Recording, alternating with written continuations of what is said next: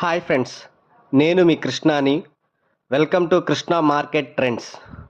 ఈరోజు మార్కెట్స్ అనేది పూర్తిగా పాజిటివ్గా ఉన్నాయి. ఎక్కువగా ఇవాళ మార్కెట్స్ అంటే కూడా పాజిటివ్ ట్రెండ్లోనే ట్రేడ్ అవటం అనేది జరిగింది. క్లోజింగ్ కూడా పాజిటివ్గానే క్లోజ్ అవటం జరిగింది. అసలు మార్కెట్స్ అనేది బుధవారం నాడు ఎందుకు పడిపోయినాయి? మళ్ళీ గురువారం నాడు హాలిడే వచ్చింది. మళ్ళీ ఫ్రైడే వచ్చేటప్పటికి మళ్ళీ మార్కెట్ అనేది బాగా పాజిటివ్గా మనకి చూపించింది.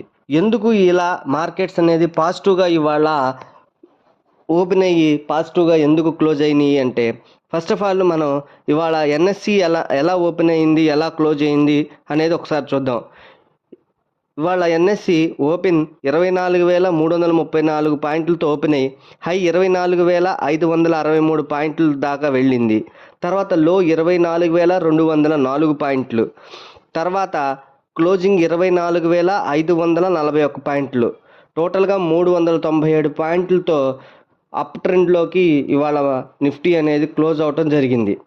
అలాగే బాంబే స్టాక్ ఎక్స్చేంజ్ కనుక తీసుకున్నట్లయితే బాంబే స్టాక్ ఎక్స్చేంజ్ అనేది 80,436 పాయింట్లతో క్లోజ్ అయ్యి 1,300 పాయింట్లు అనేది పెరగడం అనేది జరిగింది.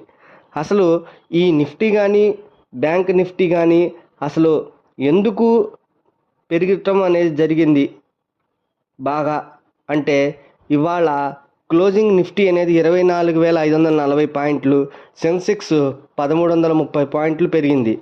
దానికి ఎక్కువగా ఈ మార్కెట్ పెరగడానికి ఎక్కువ సహకరించిన స్టాక్స్ ఏది అంటే టెక్ మహీంద్రా ఒకటి, M&M, Tata motors, UltraTech cement top గెయినర్స్గా నిలవటం వలన ఇవి పెరిగినాయి. అలాగే విప్రో ఒకటి పెరిగింది. LTIM మిడ్ ట్రీ అనేది కూడా పెరగడం జరిగింది.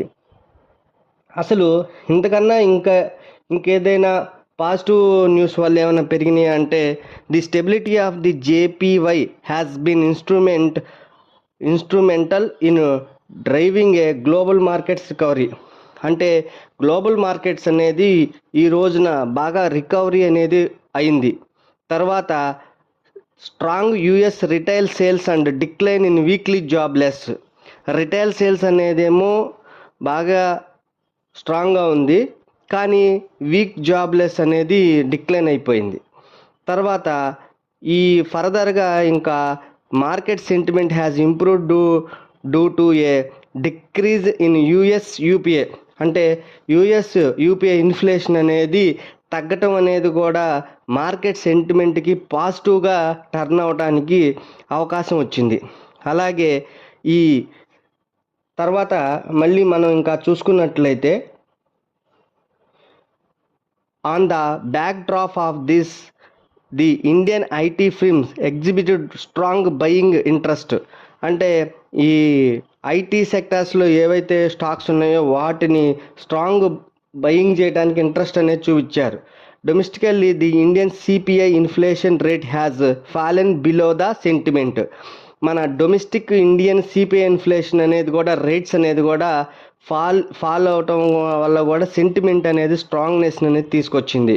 However challenges such has drop in WPI inflation, weak IIP and lukewarm Q1 corporation earning suggestions the market gains may be limited which reflected efforts maintaining net sellers positions. ఇవన్నీ కూడా కారణాల వల్ల markets అనేది positive ట్రెండ్లోకి వెళ్ళటానికి జరిగింది.